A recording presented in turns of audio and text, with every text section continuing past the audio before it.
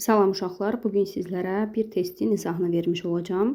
Bizə 5 söz verib və bizdən istəyir ki, bu sözlərdən hansıları iki cür təhlil etmək mümkündür. Yəni orada biz həm deməliyik ki, sözün kökü isimdir, üstəgəl mənsubiyyət şəkilçisi, üstəgəl yəli hal kimi, bir də isim plus yəli hal kimi. Yəni bir kök, bir yəli hal, bir də bir kök, orada həm mənsubiyyət, həm də yəli hal olmalıdır. Bunun ən rahat metodu, əgər biz bir sözün qarşısına mənim, sənin, onun, bizim, sizin və ya onların əvəzliklərindən birini qoyuruqsa, əmin olun ki, o sözdəki n samiti bizim mənsubiyyətimiz sayılır. Baxın, sənin qapın, konkret deyə bildim, sənin qapın. Deməli, mən rahatlıqla deyə bilərəm ki, qapın sözündəki n bizim mənsubiyyət şəkilçimizdir. Bir də bu tip sözlərdə n-nı biz deməli bitişdirici kimi fikirləşəcəyik. Yəni isim üstəgəl yəli hal deməyimiz üçün qapı n yaza bilmərik axı heç vaxt. Bir sözə yəli halda işlətmək üçün baxın. Qapı n olmaz heç vaxt. Mən məcburam ortaya bir dənə n samitini əlavə edim.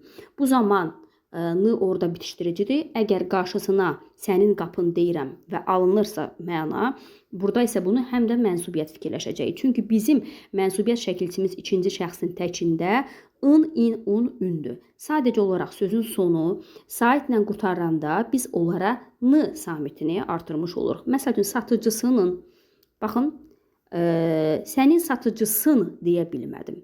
Əla. Deməli, konkret burada mənim satıcısın sözündəki n, birinci olan n hərfi mənim bitişdiricimdir. Bu yalnız yəli isim üstəgəl yəli haldır. Kölgən, sənin kölgən alındı. Deməli, buradakı n həm mənsubiyyət, həm də mən bunu isim üstəgəl yəli hal kimi fikirləşmiş olacağım. Oğulun, konkret burada sözün kökü var, oğul. Un isə bizim yəli hal şəkilçimizdir.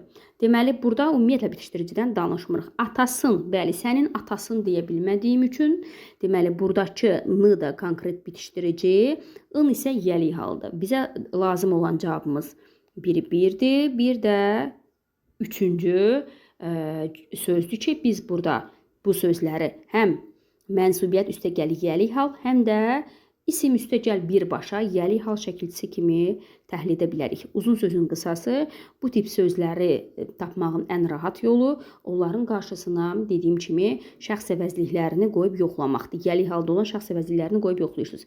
Əgər tutursa, bilin ki, oradakı n bizim bitişdirici, daha doğrusu mənsubiyyətimizdir və yaxud da ki, ikinci bir halda da ki, o bitişdirici samit sayılmış olur.